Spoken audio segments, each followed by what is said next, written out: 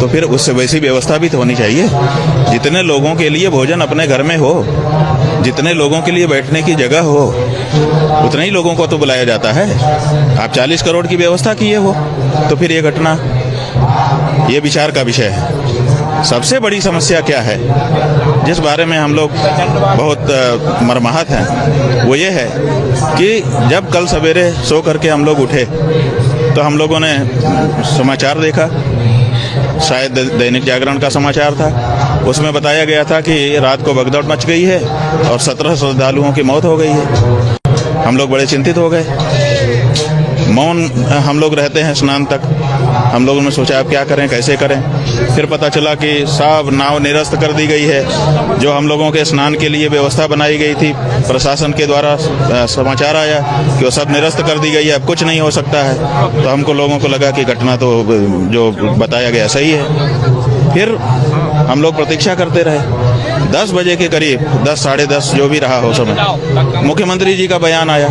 मुख्यमंत्री जी ने कहा कि कुछ रात को भगदड़ हुई है, ऐसे घटना हो गई, कुछ लोग घायल हुए हैं, गंभीर रूप से घायल हुए हैं, और अफवाहों पर ध्यान न दें। फिर उनका ट्विटर आया। ट्विटर पर उन्होंने लिखा कि अफवाहों पर ध्यान न दें।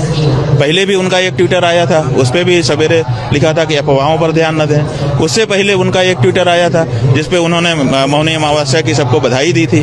तो जब हम लोग सवेरे उठे तो अखबार कह रहा था कि रात को भगदड़ हुई है, कुछ लोगों की मृत्यु हो गई है। मुख्यमंत्री जी का जो ट्विटर है वो कह रहा था मौनी अमावस्या की बधाई। उसके बाद फिर थोड़ी देर बाद उनका आता है कि अफवाहों पर ध्यान न दें, और उनका नाम लेकर के सभी चैनल दिखा रहे थे, जिसपे जाओ समाचार जानने की कोशिश करने पर कि अफवाहों पर ध्यान न दें। अफवाहों पर हम लोगों को लगा कि अफवाह रही होगी, वही आजकल तो बना लेते हैं दूसरे अखबार का। फिर हम लोग जो है सोच रहे थे क्या करें। फिर उनका जब वक्तव्य ही आ गया और उन्होंने किसी भी मृत्यु का उल्लेख नहीं किया, तो हम लोगों को लगा कि ये अफवाह थी, गलत बात है, मुख्यमंत्री जी को बदनाम करने के लिए किया जा रहा है। जब वो स्वयं बोल रहे हैं कि कुछ लोग घायल हैं, गंभीर रूप से घायल हैं, उनका इलाज हो रहा है, किसी मृत्यु की चर्चा उन्होंने अपने वक्तव्य में नहीं की। तो हम लोग फिर निकल पड़े कि भाई जब कोई मृत्यु नहीं हुई है, घटना हो गई है, सब संभाले हुए हैं, तो चलो स्नान करते हैं। हम स्वयं पुरी के द्वारका के शंकराचार्य जी महाराज, श्रृंगेरी पीठ के शंकराचार्य जी महाराज से अनुरोध हमने किया कि अब चला जाए, स्नान करें। हम लोग जाकर के स्नान किए। अब आप बताइए कि मुख्यमंत्री ने धोखा किया कि नहीं हमारे साथ। फिर उन्होंने अखाड़े कुल वालों से बात किया कि सब ठीक है। उन्हीं के वक्तव्य का प्रभाव रहा कि उस पहले अखाड़ों ने रद्द कर दिया था कि हम स्नान नहीं करेंगे। बाद में अखाड़े सारे संत महंत